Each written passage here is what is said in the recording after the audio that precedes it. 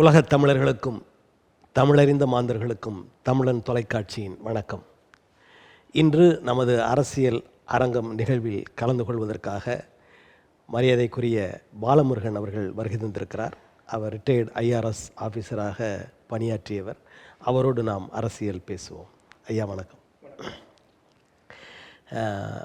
சமீபத்தில் ஒரு பெரும் சர்ச்சையாக கிளம்பியிருக்கிற ஒரு செய்தி என்னன்னு கேட்டிங்கன்னா, அந்த வேங்கவேல், அது தொடர்பாக நீங்கள் வேங்கவேல் அந்த என்ற ஊருக்கே நீங்கள் போய் பார்த்துருக்கீங்க. அதோட நிகழ்வுகளையெல்லாம் உன்னிப்பாக கவனிக்கிறீங்கன்னு நாங்கள் கேள்விப்படுறோம்.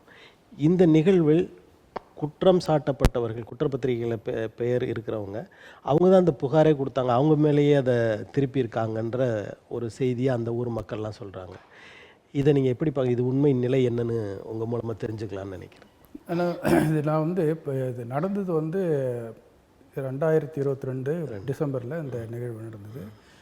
2023 ஜனவரி 16ஆம் தேதி எனக்கு அப்போ யூடியூப்பில் செய்திலெல்லாம் வருது. என்னென்னா, இந்த மாதிரி குற்றம் யார் பாதிக்கப்பட்ட மக்களோ அவங்க போலீஸ் நீங்கள் குற்றம் செய்ததாக ஒத்துங்க, உங்களுக்கு அரசாங்க வேலை கொடுக்குறோம், இலவசமாக நிலம் பட்டா கொடுக்குறோம் அப்படிலாம் ஒரு எங்களை மிரட்டுறாங்க, ஆசை வார்த்தை காட்டுறாங்கன்னு அவங்க சொன்னதுனால நான் நேராக கிளம்பி போனேன்.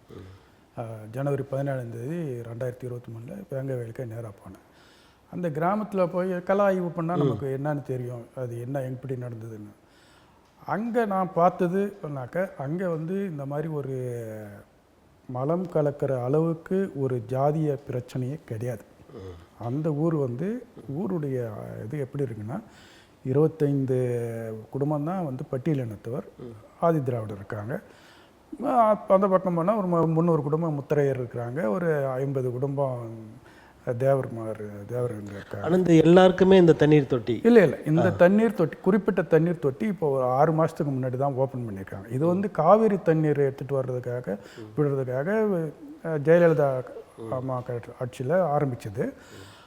ஆனால் அவங்க தண்ணி வரல, ரொம்ப நாளாக அது உபயோகம் இல்லாமல் இருக்குது. இவங்க இவங்க இது கொஞ்சம் மேடாக இருக்கிறதுனால, இந்த பட்டியலின மக்களுடைய குடியிருப்பு கொஞ்சம் மேடாக இருக்கிறதுனால பொது டேங்க் ஒன்று இருக்குது. அதுலேருந்து தண்ணி வர்றதுன்னா மற்றவங்களாம் பிடிச்சிட்ட பிறகு தான் இவங்களுக்கு கடைசியாக வரும். ஸோ அதனால இவங்க ஒரு டிமாண்ட் வச்சுருக்காங்க, இங்கே ஒரு போர் போட்டு எங்களுக்கு தண்ணி விடுங்கன்னா அது மாதிரி போர் போட்டு தண்ணி விட்ருக்காங்க. ஸோ தண்ணி விட்டாங்க, அந்த தண்ணி தான் அவங்க குடிச்சிட்டு இருந்திருக்காங்க. இது ஒரு 6 மாதம் காலமாக தான் அந்த டேங்க் யூஸ் பண்ணிட்டுருக்காங்க. இது இல்லைன்னா, நாங்கள் போகும்போது ஒரு அந்த எப்படி இதை சொல்கிறேன், நாங்கள் ஜாதிய பிரச்சனை இல்லைன்னு நான் அவங்கக்கிட்ட கேட்டேன். இந்த மாதிரி நீங்கள் 25 குடும்பம் தான் இருக்கீங்க, எங்கே இப்போ மளிகை ஜாமான்லாம் எங்கே வாங்குவீங்க அப்படின்னு. அங்கே தானே போய் வாங்குவீங்க, இப்போ அவங்களுக்கு ஊர் தெருவுக்கு தானே போகணும். அவங்க சொன்னாங்க, இல்லை சார், நாங்கள் இங்கே தான் கடை இருந்தது, ஒரு கடை, அவங்க இங்கே வாங்குவாங்க, இப்போ இந்த பிரச்சனையால் மூடிட்டோம் சொன்னாங்க. இன்னொன்று அந்த பசங்கள்லாம் இங்கே தான் சார் விளையாட்டு இருப்பாங்க, இப்போ ஒரு 25 ரூபா கொடுத்தா நண்டு எல்லாம் கூட பிடிச்சிட்டு கொடுப்பாங்க அப்படின்ற மாதிரிலாம் சொல்கிறாங்க. ஸோ இது ஜாதிய பிரச்சனை, ஜாதி இதுன்றது எல்லா ஊர்லேயும் இருக்கும். ஆனால் இது இந்த அளவுக்கு ஒரு கீழ்த்தரமான ஒரு செயல், இது மலத்தை கலக்கிறது, அது மனிதாபிமானம் இல்லாத ஒரு செயல். அதை ஒரு மனிதன் செய்தான்னா அந்த ஜாதிக்காரனே அதை ஏற்றுக்க மாட்டான், புரியுதுங்களா? ஸோ அந்த மாதிரி ஒரு சூழ்நிலை அங்கே இல்லை. இது நான் என்னுடைய பார்வையில் இது எப்படிப்பட்டதுனாக்கா, இது வெளியிலேருந்து அந்நிய சக்திகள் இது இந்த கிராமத்தை சில காரணத்துக்காக இவங்க தேர்ந்தெடுத்திருக்கிறாங்க. தேர்ந்தெடுத்து இதை செய்து தமிழ்நாட்டில் ஒரு ஜாதிய மோதல்களை உண்டு பண்ணணும், தமிழர்களை ஜாதி ரீதியாக பிரிக்கணும், அதுக்கப்புறம் இங்கே திராவிட மாடல் ஆட்சின்றாங்க, சமூக நீதின்றாங்க. இதெல்லாம் இந்த மாதிரி ஒரு நிகழ்வு நடந்தாக்கா அதுக்கெல்லாம் அதெல்லாம் உண்மை இல்லை அப்படின்ற மாதிரி காமிக்கணும். அதெல்லாம் இழிவுபடுத்தணும். இந்த சும்மா இதெல்லாம் ஹம்பர்க்கு இந்த மாதிரிலாம் கிடையாதுன்றது இழிவுபடுத்தணும். இன்னும் இந்த சாதி பாகுபாடு இருக்குது, பிரச்சனைகள்லாம் இருக்குதுன்னு காட்டுறதுக்கு. ஆமாம். ஸோ இதை எதிர்கட்சிகள் பண்ணலாம்னு நினைக்கிறீங்களா, இல்லை வேறு மாதிரியான? இது ஒன்று போலீஸ் அந்த இன்வெஸ்டிகேஷன் நடக்குதுங்க. இப்போ சம்பவம் நடந்தால் இவங்க எல்லோரும் அந்த முத்தையான்ற ஒரு சிட்டிங் பஞ்சாயத்து பிரசிடென்ட் பத்மாவதி, அவங்களுடைய கணவர் தான் முத்தையா. அவர் முன்னாடி அவர் பஞ்சாயத்து பிரசிடெண்ட்டாக இருந்தார். இப்போ ரிசர்வ் ஃபார் உமன்ன்றதால பத்மாவதி வந்திருக்காங்க. அந்த முத்தையா மேலே தான் இவங்க எல்லாரும் கை காமிக்கிறாங்க, அவர் தான் பண்ணியிருப்பார் அப்படின்னு. எதுக்கு என்ன பிரச்சனைனாக்கா, முத்தையாவுக்கு இவங்க ஓட்டு போடுறதில்ல பட்டியல் இன மக்கள். இவங்கெல்லாம் வந்து சிதம்பரம்னு இன்னொருத்தவர் அவர் கல்லர் ஜாதி, அவருக்கு தான் வந்து ஓட்டு போடுவாங்க. ஏன்னு கேட்டாக்கா, சிதம்பரம் வந்து இவங்களை வந்து ஈக்குவலாக ட்ரீட் பண்ணுவார். இப்போ வீட்டுக்கு போனால் கூட வந்து சேரில் உட்கார வச்சு தான் பேசுவார். உட்காரலனாக்கா அவர் பேசவே மாட்டார். அந்த மாதிரிலாம் அவர் மேலே ஒரு ஈடுபாடோடு இருக்காங்க. இவர் வந்து ஜாதி வேறுபாடு பார்க்குறவர், அதனால் நாங்கள் இவருக்கு ஓட்டு போட மாட்டோம் அப்படின்னு இவர் தான் அதை பண்ணியிருக்கணும் அப்படின்னு. அப்புறம் இன்னும் விசாரிக்கும் போது நான் கேட்கும்போது ஒரு இது பட்டுது. நீங்கள் வந்து பார்த்தீங்கன்னா, இது 2025 டிசம்பர் 16 அந்த ஊரில் ஃபஸ்ட்டு சிலர் பெரியவங்க குழந்தைங்களுக்கெல்லாம் உடல்நல குறைவு ஏற்பட்டு வாந்தி பேதி ஏற்பட்டு ஹாஸ்பிட்டலுக்கு போகிறாங்க. ஹாஸ்பிட்டலில் போனோடனே அப்போ அங்கே டாக்டருங்க என்ன சொல்கிறாங்க, நீங்கள் வந்து குடி தண்ணியை சோர்ஸு அங்கே நீங்கள் செக் பண்ணுங்கள், அதில் வந்து ஏதாவது எலி செத்து இருக்கலாம், இல்லை பறவைங்க ஏதாவது விழுந்துகிட்டு இருக்கலாம், அது பாருங்கள் அப்படின்றாங்க.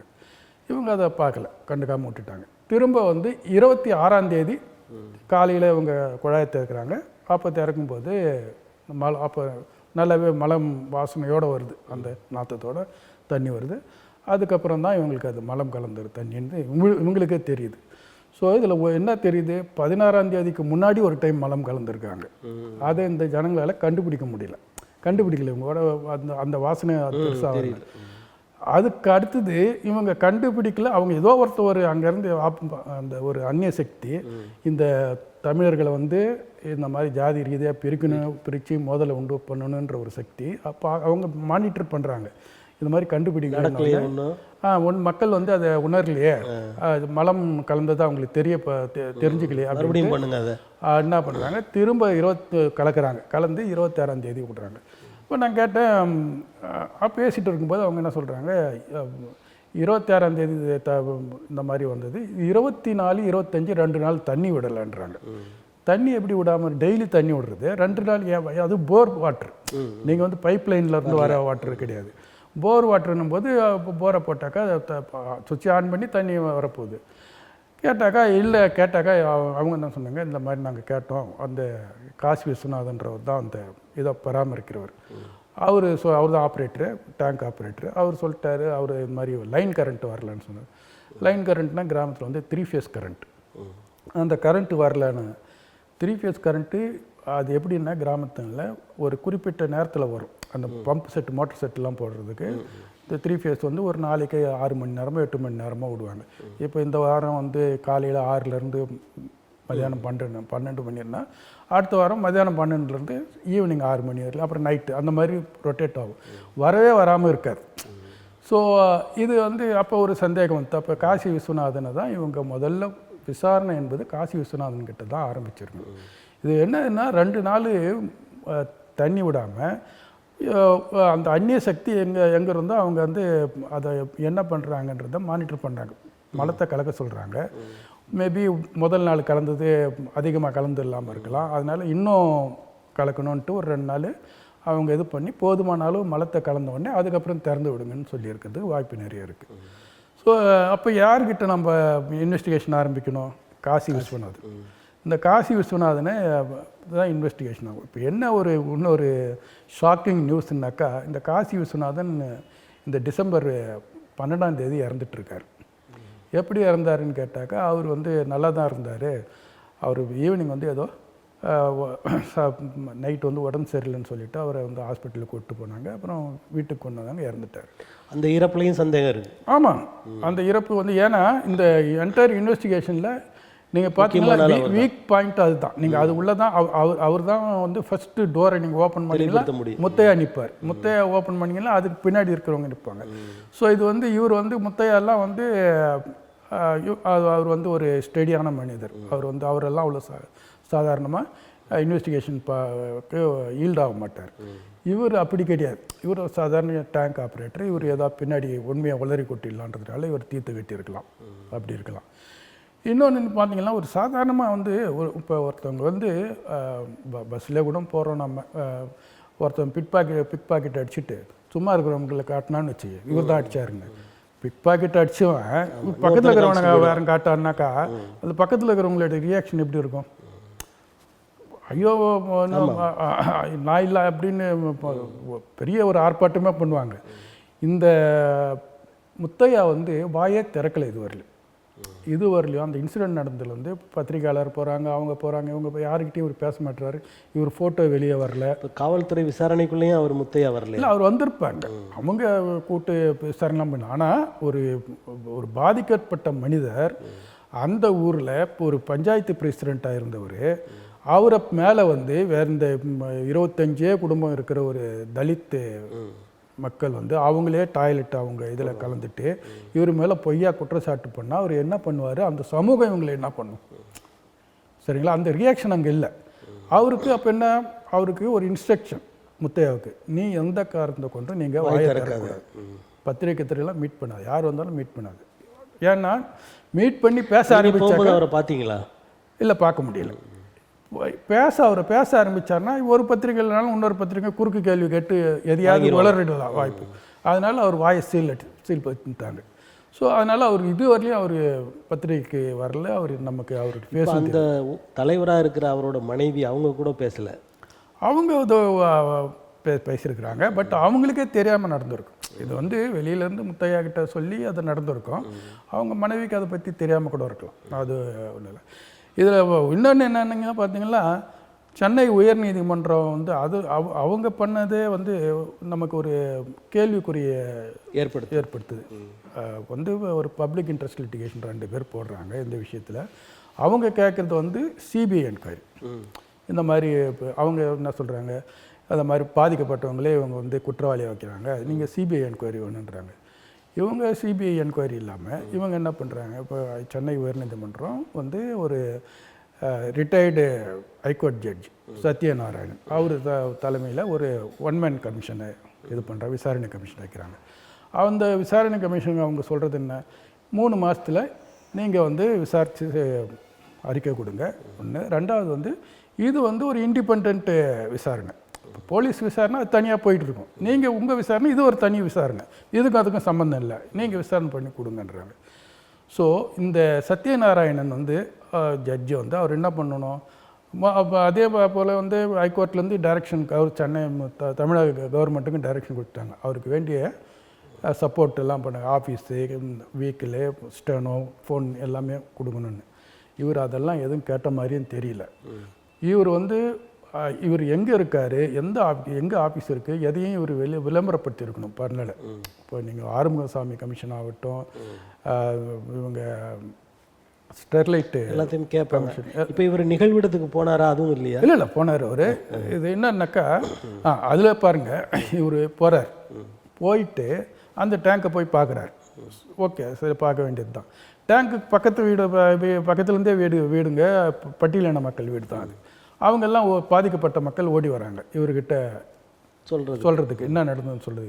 இவர் அவங்கள சந்திக்கலை, இவர் போலீஸும் விடலை. இதில் யார் வந்து எது சொன்னாலும் கேட்டு அதை வந்து விசாரித்து அதுக்கு பதில் சொல்கிறது தான் இவங்களோட கடமை.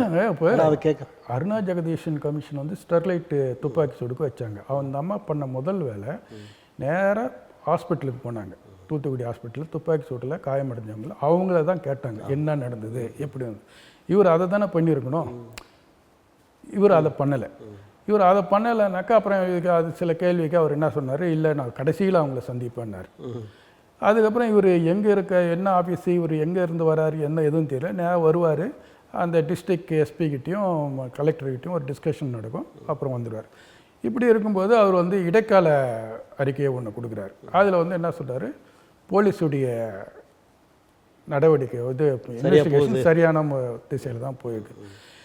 இவர் எப்படி ஒரு போலீஸுடைய இன்வெஸ்டிகேஷன் சரியான திசையில் போயிட்டு பாதிக்கப்பட்டவங்களை கேட்கணும், குற்றவாளின்னு யார் குற்றச்சாட்டப்படுறாங்களோ அவங்க கிட்ட இவர் பேசியிருக்கணும், இதெல்லாம் பண்ணியிருந்தாரு. அவர் சொன்னாங்க ஒரு விசாரணையே பண்ணாதே, போலீஸ் கிட்ட உட்காந்து பேசிட்டு கேட்டுட்டு வந்து இந்த மாதிரி பதில் வந்து விசாரணை சரியான டைரக்ஷனில் போகணுன்னு சொன்னார். நான் அப்பயே உடனே நான் ப்ரெஸ் கிளப்புக்கு போயிட்டு சொன்னேன், இந்த மாதிரி உங்களால் முடியல, உங்கள் சக்திக்கு அப்பாற்பட்டது, உங்களுக்கு யாரும் நிர்பந்தம் கொடுக்குறாங்கன்னா நீங்கள் அதிலேருந்து விலகிடுங்க, என்னால் முடியாதுன்னு விலகிடுங்க. இந்த மாதிரி எதுக்கு வந்து பொய்யான ஒரு இதை பண்ணுறீங்க, எங்கள் கடமையை நீங்கள் ஒழுங்காக செய்ய மாட்டீங்க அப்படின்னு சொல்லிட்டு இது பண்ணால் அதுக்கப்புறம் அவர் அதோட வாய மூடனவர் தான். இதுவரையிலும் அவர் இறுதி அறிக்கையும் விடலை. சரி, இப்போ அதை வந்து என்ன பண்ணுறாங்க, இப்போ லேட்டஸ்ட்டாக என்ன இருந்தது, ஹைகோர்ட் வந்து போலீஸை வந்து ஏன் சார்ஜ் ஷீட் ஃபைல் பண்ணல அப்படின்னு ஒரு நிர்பந்தத்தை கொடுக்குறாங்க. கரெக்டு. இதே சமயத்தில் நீங்கள் ஹைகோர்ட் தானே வந்து நியமனம் பண்ணாங்க இந்த ஒன் மேன் கமிஷனு, அவர்கிட்ட நீங்கள் ஏன் பதிலை கேட்கல? என்ன நீங்கள் போயிட்டு இன்வெஸ்டிகேஷன் பண்ணீங்களா? நீங்கள் உங்களுடைய பதில் என்ன? ஒருவேளை இந்த சத்யநாராயணன் அந்த மக்களை பார்த்துருந்தா இந்த குற்றம் சாட்டப்பட்ட இந்த 3 தலித் இளைஞர்கள், இந்த முரளிராஜா, சுதர்ஷன், முத்துகிருஷ்ணன், இவங்க வந்து பேசியிருப்பாங்க அவர்கிட்ட, ஐயா நாங்கள் இதை பண்ணலை, எங்களுக்கு இதுக்கு சம்மந்தம் இல்லை. அப்போ இவர் என்ன பண்ணோம், இவங்க பண்ணாங்களா பண்ணலையான்றது இவர் வந்து இவருடைய கருத்தை ஒரு எழுத்துப்பூர்வமாக கொடுக்க வேண்டியது இருக்கும். அதை பண்ணலை இவர், அதை வந்து அவாய்ட் பண்ணுறாரு இவர்.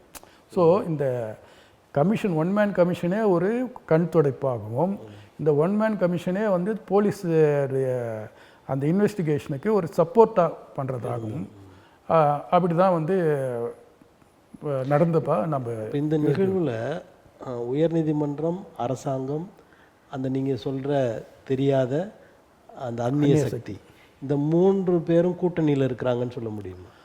அதாவது நீங்கள் ஒன்று, இந்த உயர்நீதிமன்றத்துக்கு ஒரு நிர்பந்தம், ஒரு ப்ரெஷர் இருக்குதுன்னா அது வந்து ஸ்டேட் கவர்மெண்ட்டுக்கிட்ட இருந்து வர கிடையாது.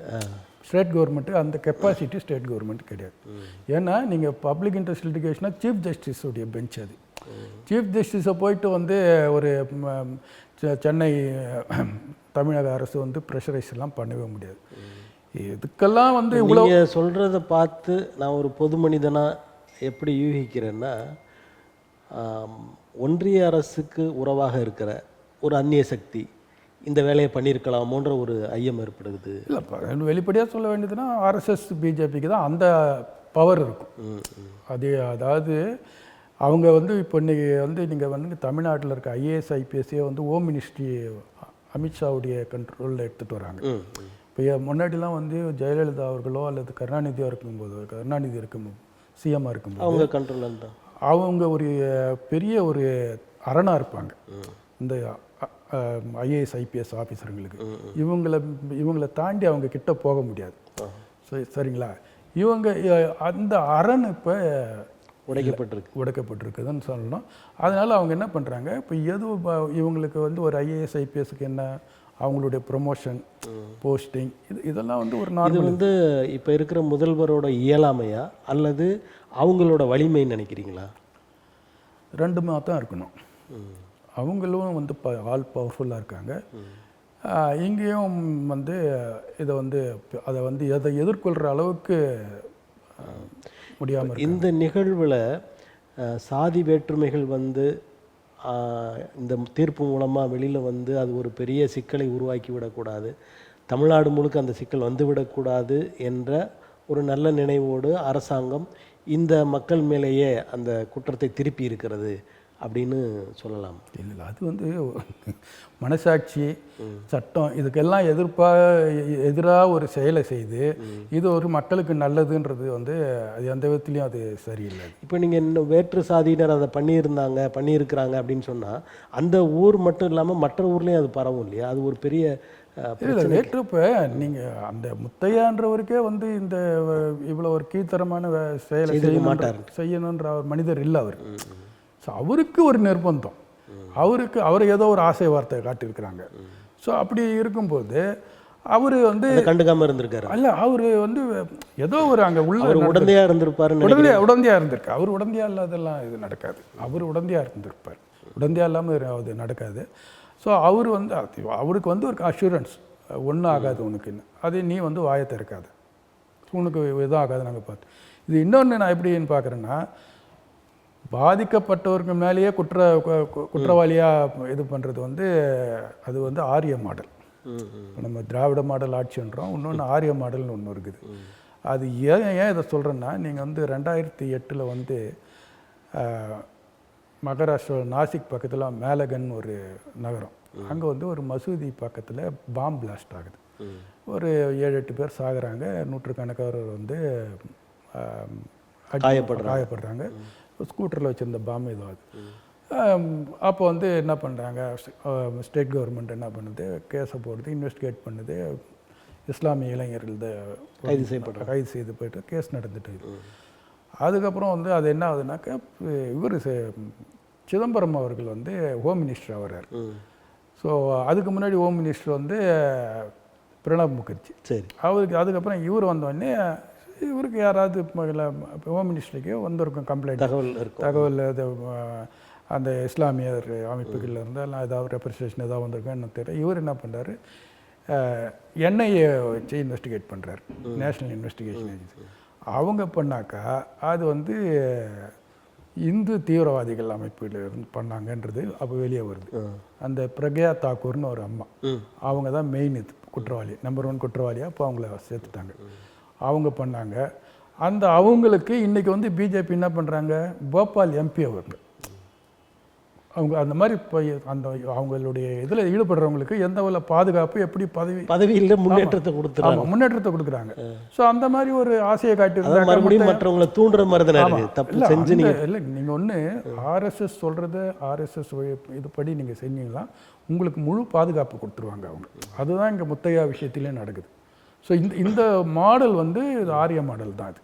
இது திராவிட மாடல் இல்லை. இப்போ ஆரிய மாடலில் திராவிட மாடல் ஆட்சி செய்கிற முதல்வர் கையில் எடுத்திருக்கிறார் அப்படின்னு சொல்ல வரீங்களா? முதல்வர் எடுக்கலை, அவங்க வந்து அவங்க ஊடுருவல் இருக்குது இங்கே தமிழக அரசு நிர்வாகத்தில், தமிழக போலீஸில் ஊடுருவல் இருக்குது. இப்போ என்னை பொறுத்தவரையிலும் பெரும்பாலான ஐபிஎஸ் ஆஃபீஸருங்க வந்து அங்கே சென்ட்ரல் கட்டுப்பாட்டுக்கு போயிட்டுருப்பாங்க. அவங்களால இப்போ தாக்கு பிடிக்க முடியாது. ஸோ அது வந்து இப்போ செய்ய வேண்டியது, அவங்கள வந்து பாதுகாக்க வேண்டிய ஒரு அரணாக இருக்க வேண்டியது ஒரு முதல்வர் தான். என்னதான் சுயாட்சி அப்படி இதெல்லாம் பேசிகிட்டு இருந்தால் கூட, ஆனால் அந்த ஒன்றிய அரசின் கட்டுப்பாட்டில் தான், முழு கட்டுப்பாட்டில் தான் தமிழகம் வந்து கொண்டிருக்கிறது அப்படின்னு சொல்ல வரீங்களா? ஆமாம், அது வந்து அது சுயாட்சின்ற, அதாவது நீங்கள் வாயிலுக்கு இப்போ பேசலாம் சும்மா சுயாட்சின்னு.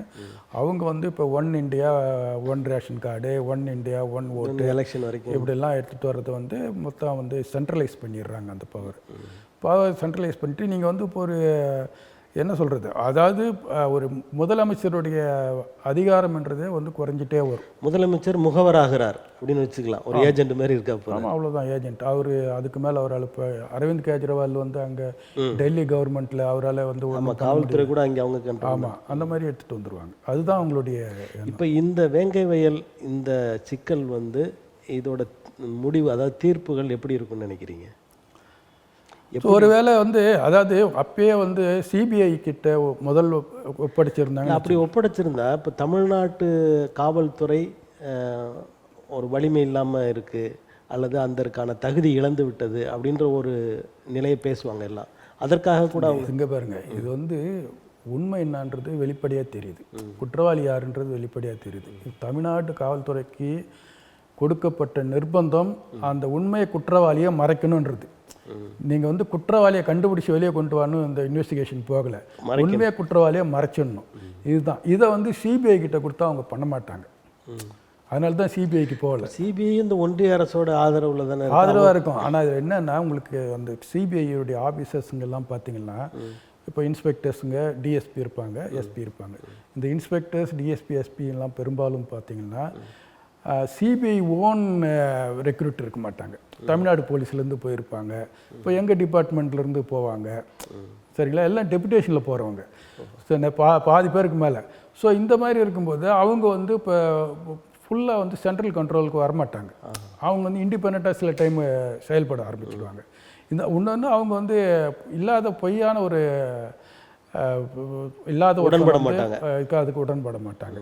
ஸோ அதனால தான் அது சிபிஐக்கு போகாமல் தடை பண்ணியாச்சு. சரி, உங்கள் பார்வையில் நீங்கள் ஒரு பெரிய அரசு அதிகாரியாக இருந்தவங்க, உங்களுடைய பார்வையில் இந்த தீர்ப்பு இப்படி வந்தால்தான் சமுதாயத்துக்கு நலமானது அப்படின்னு ஒரு எண்ணம் உங்களுக்கு இருக்கும், அது என்னன்னு சொல்ல முடியுமா? வேங்கை வயலை பற்றி இந்த தீர்ப்பு இப்படி தான் வரணும். முதல்ல வந்து இன்வெஸ்டிகேஷன் சரியாக போகணும். குற்றவாளி யாராக இருந்தாலும், சப்போஸ் இந்த பட்டியலான மக்களே தான் பண்ணாங்கன்னா அப்படின்னு வருதுனாக்கா, ஸோ அது வந்து கரெக்டான இப்போ இன்வெஸ்டிகேஷனாக பண்ணி அவங்க உண்மையான குற்றவாளிகள்னு நீங்கள் உண்மையான குற்றவாளிகள் யாராக இருந்தாலும் அவங்க மேலே நடவடிக்கை எடுக்கிறதுல அதுதான் அவங்க மேலே தான் நடவடிக்கை எடுக்கணும். இப்போ தமிழ்நாடு அரசு இந்த விஷயத்தில் ஒரு அவப்பெயர் அவங்களுக்கு ஏற்படாமல் இருப்பதற்கு சிபிஐ-கிட்ட ஒப்படைச்சிட்டா சரியாக இருக்கும். ஏற்கனவே அவப்பெயர் ஏற்பட்டுட மாதிரி தானே இருக்கு.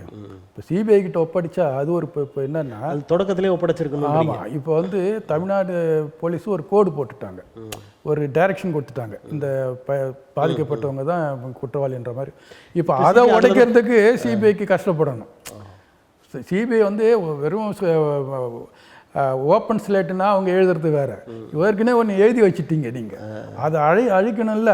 அதை யார் அதனுடைய தாக்கம் உங்களுக்கு இல்லை, அது முடியாது. அதை வந்து அது கஷ்டப்படணும். ஒரு ஆஃபீஸர் வந்து ஒரு சிபிஐ இன்ஸ்பெக்டரோ டிஎஸ்பியோ ஏற்கனவே எழுதுனதை அழிக்கிறதுக்கு வந்து அவர் வந்து அதுக்கு அந்த அளவுக்கு அவர் உழைக்கணும், நேர்மையானவராக இருக்கணும், திறமையானவராக இருக்கணும், தைரியசாலியாக இருக்கணும். ஸோ நிறைய விஷயம் இருக்குது. இப்படிப்பட்ட ஒரு சூழலில் ஆளுநர் என்ன சொல்கிறாருன்னா, ஒரு தலித் தலைவர் முதலமைச்சராக வேண்டும் அப்படின்னு சொல்கிறார். இதை என்ன சொல்கிறாங்க சிலர், சாத்தான் வேதம் ஒதுகிறது அப்படின்று சிலர் சொல்கிறாங்க. சிலர் அது நல்லது தானே, அவர் சொல்கிறதுல என்ன தவறு இருக்குது அப்படின்னு சொல்கிறாங்க. உங்களுடைய பார்வை? அவர் ரிசைன் பண்ணிவிட்டு இதை சொல்லணும். ஒரு அரசியல்வாதியாக சொல்லலாம். அவர் ஒரு கவர்னர் வந்து அரசியல் பேசினக்கூடாது. அது வந்து சொன்னது சரியாக தவறான்றது வேறு விஷயம். முதல்ல அவர் யார்? அவர் ஒரு கவர்னர். அவருக்கு வந்து இப்போ அவருக்கு வந்து இங்கே யார் முதலமைச்சர் ஆகணுன்ற யார் முடிவு பண்ணணும்? மக்கள் முடிவு பண்ணணும். இவர் எதுக்கு வந்து மக்கள்கிட்ட வந்து நீங்கள் இவரை சிஎம்மாக்குங்கன்றாரு? சொல்லுங்கள், நீங்கள் உங்களுடைய பதவியை. அப்போ அவர் என்ன சொல்கிறாரு, ஸ்டாலின் அவர்கள் சிஎம்மாக இருக்கக்கூடாது, இன்னொரு ஒரு தலித் எட்டுன்னு வந்து வா இருக்கிற அரசுக்கு எதிராக. ஆமாம், நீங்கள் எப்படி அது மாதிரி பேசலாம்? தவறு. அதாவது இவர் வந்து பாஜகவின் ஊதுகுழல், அவர்கள் எண்ணத்தை தான் அவர் நிறைவேற்றுகிறார் அப்படின்னு தான் சொல்கிறாங்க. அது பெரும்பாலும் அப்படி தான் இருக்குது. அதாவது ஒன்றிய அரசு சொல்கிறது தான் ஆளுநர் செய்கிறார்.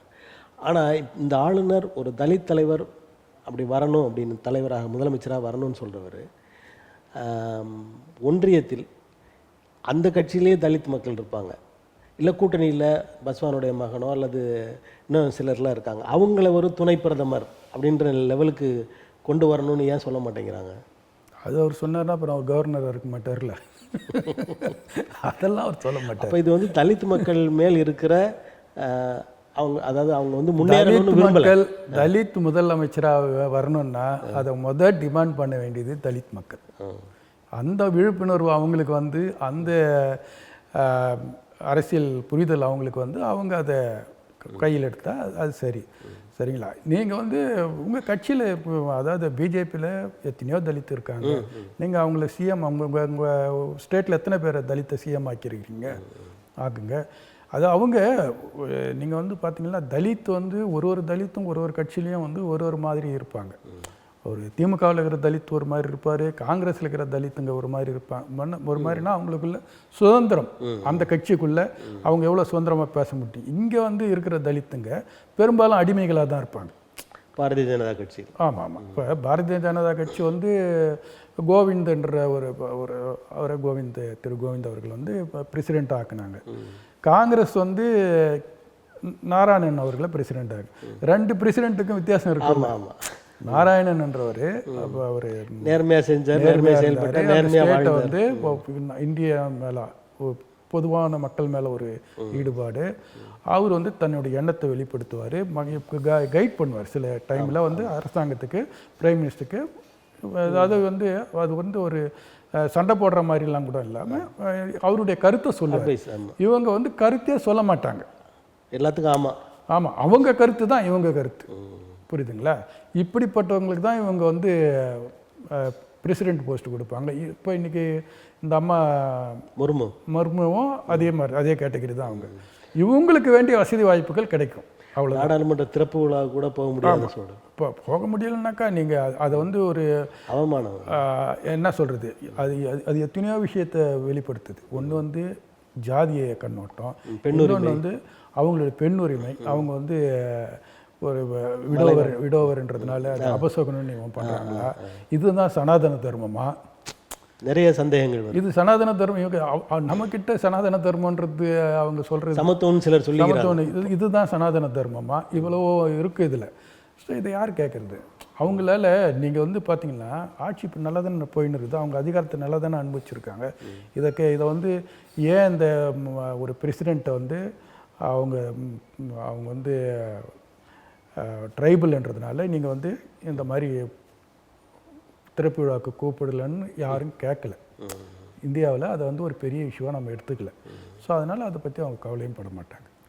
இப்போ இந்த மாதிரி நிகழ்வுகள் நடந்து கொண்டிருக்கும் போதே அதற்கு முன்னரே தொடங்கிவிட்ட அந்த தமிழ் தேசியம், பெரியார் எதிர்ப்பு அப்படின்ற அந்த விஷயங்கள்லாம் மிக வைரலாக பேசப்படுகின்றன. தமிழ் தேசியம் அப்படின்னா என்ன, திராவிடம் அப்படின்னா என்ன, இதில் பெரிய சிக்கல் நிறைய பேர் அவங்கவுங்களுக்கு தகுந்த மாதிரி பேசுகிறாங்க. உங்கள் பார்வையில் அதை எப்படி பார்க்குறீங்க? என்னுடைய பார்வைனாக்கா, இப்போ நான் இறந்துட்டேன்னு வச்சுங்க, ஒரு 5000 வருஷம் கழிச்சு என்னுடைய எலும்புக்கூடு தான் இருக்கும் நமக்கு, உங்களுக்கு எனக்கு எல்லாம் எலும்புக்கூடு. அதை ஆய்வு பண்ணுறாங்கன்னு வச்சுங்க. அதில் வந்து அதுலேருந்து என்ன கண்டுபிடிப்பாங்க, இது திராவிட கூறு உள்ள எலும்புக்கூடு, அதுதான் கண்டுபிடிப்பாங்க. இது தமிழன் என்ற எலும்புக்கூடு, கருப்பர் இனம், மங்கோலிய இனம் அப்படிலாம் சொல்கிறாங்க. அந்த மாதிரி ஒரு திராவிட இனம்ன்றது தெரிய வரும். இது வந்து தமிழனா, தெலுங்கா, மலையாளியா என்னன்னு தெரியாது. ஸோ நம்மளுடைய மரபணுவே வந்து திராவிடம். சரிங்களா? திராவிடம்ன்றது இந்த திராவிடத்தினுடைய தொடக்கம் வந்து தமிழ் தான். தமிழிலிருந்து தான் திராவிடம் வருது. முதல்ல இருந்தது தமிழ். அது தமிழ் அதிலிருந்து ஒரு கூட்டு குடும்பமாக அதிலிருந்து வந்த மொழிங்க தானே நீங்கள் தெலுங்கு. ஸோ இதனுடைய தாய்மொழி தமிழ் தான், அவங்களுக்கும் தாய்மொழி தமிழ் தான். தமிழாக இருந்து அதற்கு பிறகு மலையாளம் கன்னடம்னு பிரிஞ்சதுனால தான் ஒரு திராவிடம்னு வந்தது. ஆமாம், அது வந்து அவங்க மொழி வழியாக பிரிஞ்சாலும் இன வழியாக ஒன்றா இருக்கிறாங்க, ஒரே சரிங்களா? இதில் வந்து வெளியிலேருந்து எல்லாம் கலக்குது. தமிழர்கள் வந்து இப்போ ஆரியர்கள் வந்து கலக்கிறாங்க, கிரேக்கர்கள்லாம் கூட வந்து கலக்கிறாங்க, கொஞ்சம் அங்கே எங்கன்னு இதுவும் இருக்கும். ஆனால் பார்த்தீங்கன்னாக்கா அடிப்படை வந்து தமிழ் தான். அந்த தமிழிலிருந்து தான் திராவிடமே வருது. ஸோ இது வரும்போது இப்போ என்ன ப்ராக்டிக்கலாக என்ன வருதுன்னாக்கா, இப்போ தமிழ்நாட்டில் வந்து பார்த்தீங்கன்னாக்கா இவங்களுடைய ஒரு இந்த தமிழ் தேசியம் பேசுகிறவங்களுடைய பலருடைய அந்த ஆதங்கம் என்னன்னாக்கா, தமிழர்கள் தமிழ்நாட்டை ஆள முடியல. ஸோ இன்றைக்கி வந்து பார்த்திங்கன்னா மந்திரிங்களில் பார்த்தா பலர் வந்து தெலுங்காரங்க இருக்காங்க அப்படின்றாங்க. ஸோ இது வந்து அவங்களுடைய ஒரு அதுக்கு நம்ம அது ஒரு யோசிக்க வேண்டிய ஒரு விஷயந்தான் அது. ஆனால் மற்ற அமைச்சர்களை விட முதலமைச்சர்கள் தமிழர்கள் இல்லை, குறிப்பாக எடப்பாடியை தவிர மற்றவர்கள்லாம் அப்படி இல்லை அப்படின்ற மாதிரியான ஒரு பேச்சு இருக்குது. அது இல்லைன்னாக்கா இது வந்து ஒன்றும் பார்த்துங்க தெரிஞ்சுங்க, இது வந்து ஒரு மக்களாட்சி. ஸோ மக்களாட்சியில் மக்கள் தான் தேர்ந்தெடுக்கிறாங்க முதல்வரை. ஸோ அவங்க இந்த மக்கள் தானே தேர்ந்தெடுத்தாங்க. நீங்கள் வந்து இப்போ கவர்னராக அப்பாயிண்ட் பண்ணுறாங்க அப்படி கிடையாது. மக்கள் தேர்ந்தெடுக்கும் போது மக்கள் தீர்ப்பை நம்ம ஏற்றுக்க தான் வேணும். இப்போ அந்த சீமான் என்பவர் வந்து பெரியாரை வந்து தொடக்க காலங்களில் ரொம்ப புகழ்ந்து இந்த நாட்டையே ஒரு நல்ல நிலைக்கு கொண்டு வந்த ஒரு பெரியாரெலாம் பேசிட்டு இப்போ அவர் வந்து சரியில்லை, அவருக்கு எதிரான கருத்துக்களை பேசுகிறது வந்து நீங்கள் எப்படி பார்க்குறீங்க அதை? ஸோ என்னை பொறுத்தவரையிலும் பெரியாரை வந்து நான் வந்து ஒரு கடவுளினுடைய மறு அவதாரமாக தான் பார்க்குறேன் நான். ஏன்னா நான் பல முறை என் மனசில் இருந்த கேள்வி, எப்படி ஒரு 2000-3000 வருஷத்துக்கு ஒரு இனத்தையே, ஒரு தமிழர்களை மொத்த இனத்தையே வந்து இந்த மாதிரி ஒரு மூட நம்பிக்கையை எடுத்துன்னு வந்து ஜாதிய வேறுபாடு வச்சு கோயிலுக்குள்ளே வராத, இவங்க பாஷை வந்து நீச பாஷை, தமிழ் இது எங்கள் பாஷை தெய்வ பாஷைன்னு ஒருத்தவங்க சொல்லிட்டு இருக்காங்க. அதை நம்பிட்டு இவங்களுக்குள்ளே இவங்களுக்குள்ளே ஒருத்தன் நீ உயர்ந்தவன் நீ தாழ்ந்தவன் எட்டு போய் வச்சுட்டாங்க. இவங்களுக்குள்ளே அடிதடி வேற்றுமை, இந்த வேற்றுமையில் ஒருத்தன் ஆண்டுட்டு இருக்கிறான் அவங்கள. ஸோ இந்த கடவுள் எப்படி இதெல்லாம் பார்த்துட்டு இருக்கிறாரு? கடவுள் உள்ளே இல்லை, கடவுள் வந்து எப்படி இதெல்லாம் வருது? ஒரு கடவுள் வந்து இப்போ அந்த இவங்கெல்லாம் வந்து தேட்டத்தை காத்தவங்க இவங்கெல்லாம் கோயிலுக்குள்ளே வரக்கூடாதுன்னு ஒரு மனிதனை இன்னொரு மனிதன் சொல்கிறது எப்படி கடவுளால் அனுமதிக்க முடியும்? எல்லாரையும் அவர் தானே படைச்சார். ஆமாம், எல்லாரையும் அவர் தானே படித்தார். அப்படி இன்னும் யோசிக்கும்போது அப்புறம் தான் எனக்கே ஒரு தெளிவு என்ன வந்துன்னா, அந்த அழுத புல்ல பால் குடிக்கின்ற மாதிரி தான். இந்த யார் பாதிக்கப்படுறாங்களோ அவனுக்கு கொடுத்த மாதிரி தான் உனக்கும் 6 அறிவு கொடுத்துட்டாரு கடவுள். அவனுக்கு கொடுத்த மாதிரி உனக்கும் 2 கால் 2 கையை கொடுத்துட்டாரு. நீ உங்ககிட்ட விழிப்புணர்வு இல்லைன்னாக்கா நீ வந்து உன்னை ஒருத்தன் வந்து அடிமைப்படுத்தி தான் வைப்பான். அங்கே தான் அந்த பகுத்தறிவு வேலை செய்யணும். இந்த இதை வந்து இவர் என்ன பண்ணுறார் பெரியார், அவர் வந்து இது எப்படி வந்து இந்த அளவுக்கு மூட நம்பிக்கை இந்த மக்கள்கிட்ட இருக்குது. இவனே தன்னை ஏற்றுக்கிறான், இவனே வந்து நான் தாழ்ந்தவன் ஏற்றுக்கிறான், இவனே வந்து நான் கோயிலுக்குள்ளே போகக்கூடாது.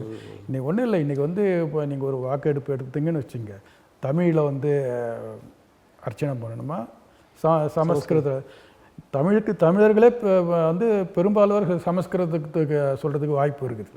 ஸோ அந்த அளவுக்கு நம்மளுடைய விழிப்பு தாழ்வு மனப்பான்மை, அந்த அளவுக்கு தாழ்வு மனப்பான்மை, அந்த இதில் நம்ம அந்த அளவுக்கு தாழ்வு மனப்பான்மையில் தான் இருக்கிறோம். ஸோ இதை எப்படி உடைக்கிறதுன்றத ஒரு மனிதர் என்ன பண்ணுறாரு யோசித்து, கடவுளே இல்லைன்னு ஒரே போட்டுடுறாரு, கடவுளே இல்லை. கடவுளே இல்லைன்ன உடனே இவன் நீ எதிராளின்னு காமிக்கிறான். ஆமாம், இவன் இல்லை, அதனுடைய தாக்கம் இவன் மனிதனுக்கு என்ன ஆகுது, இவன் யோசிக்கிறான், பகுத்தறிவு வருது. இவன் அதை பகுத்தறிவோடு அது கடவுள், அவர் கடவுள் இல்லைன்னொடனே இவன் கடவுள் இல்லைன்னு இவன் போகலை. ஆனால் இவன் அங்கே போயிட்டு கோயிலில் போய் என்னை ஏன் உள்ளே விட மாட்டேன்ற, நான் ஏன் வரக்கூடாதுன்னு தான் கேட்குறான். புரியுதுங்களா? அதனுடைய இது இப்போ கடவுள் இல்லைன்னு வரும்போது இவனுடைய ரியாக்ஷன் அப்படி தான் இருக்குது. அது வந்து பெரியாருடைய ஒரு பெரிய பங்களிப்பு அது. அதில் அதுக்கு இவங்க என்ன சொல்கிறாங்க, இதுக்கு முன்னாடி அயோத்திதாஸ் பண்டிதர் இருந்தார், இதுக்கு முன்னாடி ரெட்டமலை சீனிவாசன் இருந்தாங்க, அவங்க இருந்தாங்க, இவங்கெல்லாம் பண்ணாத என்ன பெரியார் பண்ணிட்டாரு, எதுக்கு பெரியார் பேரை மட்டும் சொல்கிறீங்க அப்படின்னு. ஒரு நேஷ்னல் மூமெண்ட், ஃப்ரீடம் மூமெண்ட் இருக்குது, எதுக்கு நம்ம முதல்ல காந்தியை சொல்கிறோம்? கோபாலகிருஷ்ணன் கோகலே இருந்தார், காந்திக்கே குருவாக இருந்த இவங்கெல்லாம் இருக்காங்க, தாதா அதிக பங்களிப்புன்றது ஒன்று இருக்குல்ல. ஆனால் அந்த மக்களை வந்து தன் பக்கம் இழுத்து ஒன்றிணைச்சு அது ஒரு பெரிய மக்கள் சக்தியோட கூடிய ஒரு போராட்டமாக இது பண்ணது காந்தி தான். அது மாதிரி இங்கே வந்து அதை ஒரு மக்கள் சக்தியாக எடுத்து அந்த போராட்டத்தை கொண்டு வந்தது பெரியார். அதனால தான் அவர் பேசப்படுறார். இப்போ அவங்களும் சிலர் சொல்கிறாங்க, அந்த தமிழ் தேசியம் பேசுகிறவங்க கூட பெரியார் தான் காரணம் என்று சொல்லாதீர்கள், பெரியாரும் காரணம் அப்படின்னு சொல்லுங்கள், நாங்கள் அதை ஏற்றுக்கிறோம் அப்படின்னு சொல்கிறாங்க. ஒன்னொருத்தர் சொல்லிக்கலாம், நெல்சன் மண்டேலா தான் காரணம் என்று சொல்லாதீர்கள், நெல்சன் மண்டேலாவும் காரணம் என்று சொல்லுங்கள் சவுத் ஆப்பிரிக்கா ஃப்ரீடம் மூமெண்ட்டுக்கு, காந்தி தான் காரணம் என்று சொல்லாதீர்கள், காந்தியும் ஒரு காரணம் என்று சொல்லுங்கள், பிரபாகரன் தான் காரணம் என்று சொல்லாதீர்கள், பிரபாகரனும் அந்த ஆயுத போராட்டத்துக்கு ஒரு காரணம் என்று சொல்லுங்கள். இப்படியே எடுத்துகிட்டு போகலாமா? இப்போ இந்த மாதிரியாக திராவிடமும் தமிழும் ஒன்று அப்படின்ற ஒரு நிலையில் இருந்ததை இது ரெண்டும் எதிர்முனைகளில் செயல்பட வேண்டுன்ற ஒரு சூழலை கொண்டு வந்த சீமான், அதனால் அவர் என்ன பயன்பெற போகிறார்னு நினைக்கிறீங்க? எதற்காக அதை கூட அது நீங்கள் அவருடைய ஃபஸ்ட்டு ஸ்பீச்செல்லாம் பெரியாரை பற்றி இது பண்ணால் பர்ஃபெக்டாக இருக்குது, அது நியாயமானது நேர்மையாக தான் இருக்குது. அதுக்கப்புறம் அவர் மாறினார். எதுக்கு மாறினார் அவர்? ஒன்றே ஒருத்தம் நம்ம வந்து ஒரு அவங்கள வந்து நான் வந்து உயர்வாக பேசுகிறேன்னாக்கா அது காரணம் இருக்கும். ஸோ நீங்கள் நல்ல மனிதர், நான் உங்களை பார்த்தது இதெல்லாம் ஏதோ. அதுக்கப்புறம் திடீர்னு நான் வந்து இவரை மாதிரி ஒரு மோசமானவர் இல்லை, அதுவும் அவர் என்னென்ன எந்தெந்த இதுக்கெல்லாம் போராடினாரோ அதெல்லாம் அவர் இல்லை அப்படின்னு நீங்கள் இது பண்ணுறீங்கன்னா உங்களுக்கு ஏதோ உள்நோக்கம் இருக்குது, உங்களை யாரோ ஆப்ரேட் பண்ணுறாங்க. அது இல்லாமல் ஏன்னா அது அவருடைய இன்னொன்று இப்போ மேபி அந்த விஜய் அரசியல் வரும்போது அவர் தமிழ் தேசியம் பேசுகிறார். இந்த இளைஞர்கள் வந்து அதாவது விஜய் ஆகட்டும் சீமான் ஆகட்டும் இவங்ககிட்ட இருக்கிற இளைஞர்கள் இருக்காங்க இல்லைங்களா, இவங்க வந்து ஒரு அவேர்னஸ் இருக்காது, பொலிட்டிக்கல் அவேர்னஸ்ன்றது. அவங்க வந்து விஜய்கிட்ட இருக்கிறவங்க அவருடைய நடிப்பால் ஈர்க்கப்பட்டவர்கள். அந்த இவருக்கு சீமான் கிட்ட இருக்க இவர் பேச்சாற்றலால் ஈர்க்கப்பட்டவங்க. ஸோ அந்த அவங்க என்ன பண்ணுவாங்க, இவர் பேசுகிறது தான் அவங்களுக்கு தெரியும், இதுக்கு பின்னாடி என்ன இருக்குது, இவர் ஏன் அதை பேசுகிறாரு, எப்படி இவர் ஒன்றுக்கு பின்னா முரணாக பேசுகிறாரு, இதெல்லாம் வந்து அவங்க யோசிக்க மாட்டாங்க. ஸோ அதை வச்சுட்டு அவங்க ரெண்டு பேரும் அரசியல் பண்ணுறாங்க, அவ்வளோதான். இதில் விஜயும் அரசியல் பண்ணுறாருன்னு சொல்கிறீங்க? இல்லை, விஜய் அரசியலே வந்து விஜய் என்ன பண்ணார், அதாவது இப்போ நான்லாம் கூட ஒரு கவர்மெண்ட் சர்வெண்ட்டாக இருந்து நானும் வந்து சில இலங்கை தமிழர் விஷயத்தில் நான் ஒரு அரசு ஊழியர். 2009 நான் வந்து இலங்கை தமிழர் விஷயத்தில் நான் வந்து வெளிப்படையாக வரேன். ஸோ இதனால் நான் வந்து பாதிக்கப்படுறேன். விஜய் என்ன பண்ணார், இடைநீக்கம்லாம் செய்யப்பட்டாங்க. ஆமாம், நான் ஒரு வாரம் உண்ணாவிரதம் இருந்தேன். February 3 February 9 வரையில் 2009. தாய்மொழிக்காக தமிழ் மக்களுக்காக உண்ணாவிரதம் இருந்தது தவறு என்று இடைநீக்கம் செய்யப்பட்டிருக்கு. ஆமாம், அது கவர்மெண்ட் அது சர்வீஸ் ரூலில் வயலேஷன்ன்றதுனால அவங்க பண்ணுறாங்க. சரிங்களா, பண்ணி அதுக்கு நான் எனக்கு பனிஷ்மெண்ட்டும் கொடுத்தாங்க. எனக்கு அதுக்கப்புறம் அந்த பனிஷ்மெண்ட் முடிஞ்சு எனக்கு கொடுக்க வேண்டிய ப்ரொமோஷன் வந்து கமிஷனராக கொடுத்துருக்கணும்.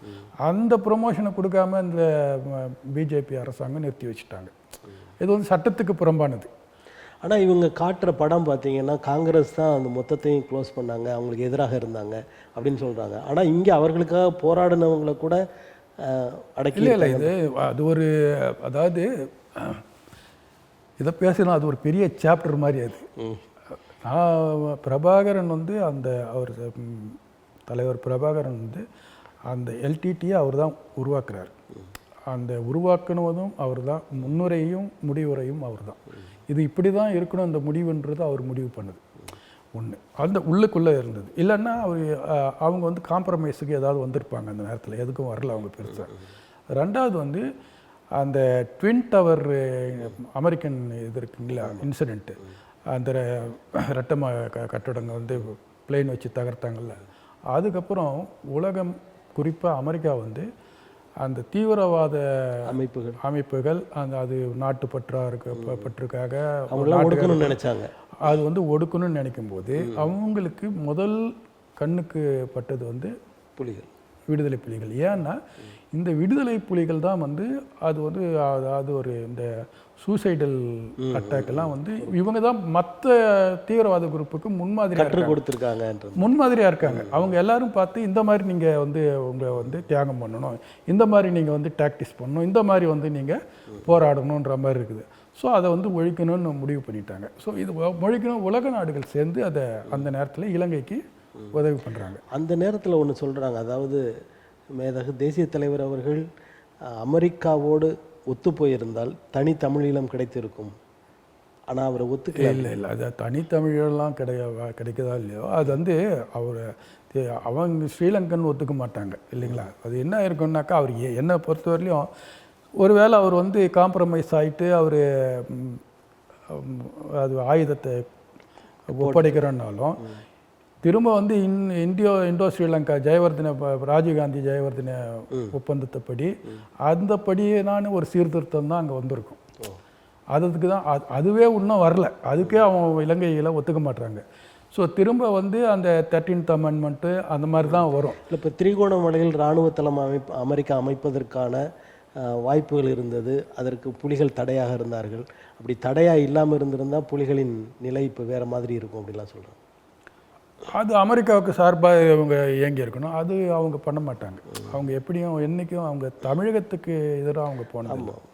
அவர் அவரோட நேர்காணல் ஒன்றில் சொல்கிறார், அதாவது இது ஒரு தீவு இரு நாடுகள் அப்படின்னு சொல்கிறார். ஆமாம், இது ஒரு தொப்புள் கொடி உறவு தானே. அங்கே இருக்கிறவங்க இப்போ என்ன அந்நியர் வரக்கூடாது அப்படின்னு அவர் நினச்சிருக்காரு. இல்லை, இப்போ என்ன எங்கள் ஊரில் எங்கள் ரிலேட்டிவ்ஸ் எல்லாம் அங்கே போய் செட்டில் ஆகியிருக்காங்க ஸ்ரீலங்காவில். ஸோ நமக்கு தெரியாது, நமக்கு ஒரு 500 வருஷத்துக்கு முன்னாடி நம்ம மூதாதையர்கள் போயிருப்பாங்க. சரிங்களா. ஸோ அதனால் வந்து பிரபாகரன் வந்து அந்த இதை வந்து சரண்டர் பண்ணி அவர் வந்து இந்திய இலங்கை ஒப்பந்தப்படி தான் அவங்களுக்கு ஒரு தனி ஸ்டேட்டு இதுதான் கொடுத்துருப்பாங்க, தமிழ்நாடு மாதிரி ஒரு இதுக்கு. அதுக்கு அவர் ஒத்துட்டு இருந்தாக்கா அவருக்கு முதல்ல அவரை கேள்வி கேட்பாங்க, இதை நீங்கள் முதல்ல பண்ணியிருக்கலாமே. ஸோ இப்போ வந்து இவ்வளோ உயிரிழப்புகள் ஏற்படுச்சு, அதனால் அவர் அதையும் பண்ண முடியல. அந்த இதுக்கும் அவரால் அவருடைய முடியல.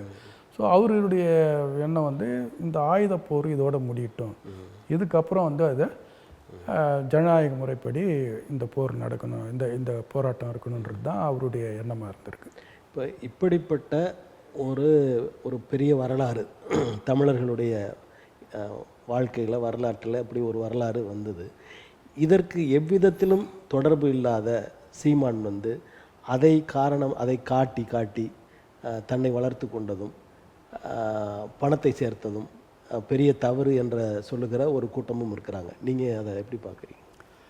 நீங்கள் வந்து பார்த்திங்கன்னா அரசியல் ஆன்மீகம் இது ரெண்டுத்துலேயுமே பார்த்திங்கன்னா உங்களுக்கு பேச தெரியணும், உங்களுக்கு கொஞ்சம் அதை பற்றி அறிவு நாலேஜ் இருக்கணும். இது இருந்தால் வாய் இருந்தாக்கா உங்களுக்கு பெரிய அளவில் பண்ண முடியல. நீங்கள் நித்யானந்தம் ஆகட்டும், சீமான் ஆகட்டும், இந்த கேட்டகரியில் தான். சீமான் இந்த பக்கம் அரசியலில் பண்ணுறாரு, நித்யானந்தம் ஆன்மீகத்தில் பண்ணுறாரு. இது வந்து உங்களுடைய கேப்பபிலிட்டி, உங்களுடைய திறமை எந்த அளவுக்கு எதிரில் இருக்கிறவங்கள உங்களை தன்வயப்படுத்த முடியும் உங்கள் பேச்சாற்றலால் அப்படின்றத பொறுத்து இருக்குது. அதே பின்னாடியே அவங்க வியாபாரமாக்கிடுவாங்க. ஸோ இவர் சீமான் எனக்கு தெரிஞ்சு இப்போ சரிங்க முடிஞ்சு போச்சு, பிரபாகரன் இறந்துட்டார், அந்த விடுதலை புலிகள்லாம் இதுவாகிடுச்சு. இப்போ நீங்கள் அந்த மக்களுக்கு என்ன செஞ்சார் இவர்? என்னை பொறுத்தவரையிலையும் நான் வந்து ஒரு தனி நாடுன்றதில் வந்து எனக்கு ஒரு பெரிய ஒரு உடன்பாடு இல்லாதவன் தான்.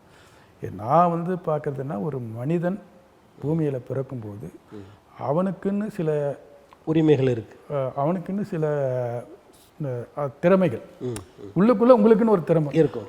அதை வந்து அவன் தன்னுடைய திறமைகளை வளர்த்துக்கிறதுக்கு ஒரு சமூகமும் ஒரு அரசும் தேவைப்படுது. இதுக்காக தான் அரசெல்லாம் வருது, சரிங்களா? அவன் வந்து தன்னுடைய திறமைகளை வளர்த்துக்கணும், அவனுக்கு அந்த வேண்டிய உரிமையை கொடுக்கணும், அவனுக்கு வேண்டிய சுதந்திரத்தை கொடுக்கணும். அவன் தன்னை வளர்த்து அந்த வளர்ச்சியை அடைஞ்சு அவன் ஒரு டாக்டராகவோ இன்ஜினியராகவோ ஒரு கட்டிட தொழிலாளியோ வரும்போது அதனுடைய பலன் அவனுக்கும் இருக்கணும், சமூகத்துக்கும் இருக்கணும். இதுதான் வந்து ஒரு மனித பிறவி, சரிங்களா? இந்த இதுக்கு வந்து தடையாக இருக்கிறது எதுவாக இருந்தாலும் அது வந்து சரியானதில்லை. இதுக்கு ஒரு ஸ்டேட் வேணுமானா வேணும், வேணாம். இப்போ இந்த இலங்கையில் இப்போ இருக்கிற இதுலேயே வந்து எல்லாருக்கும் மேலே சிங்களர்களுக்கு இருக்கிற உரிமையும் சுதந்திரமும் தமிழர்களுக்கும் இருந்தாக்கா இருக்கணும்.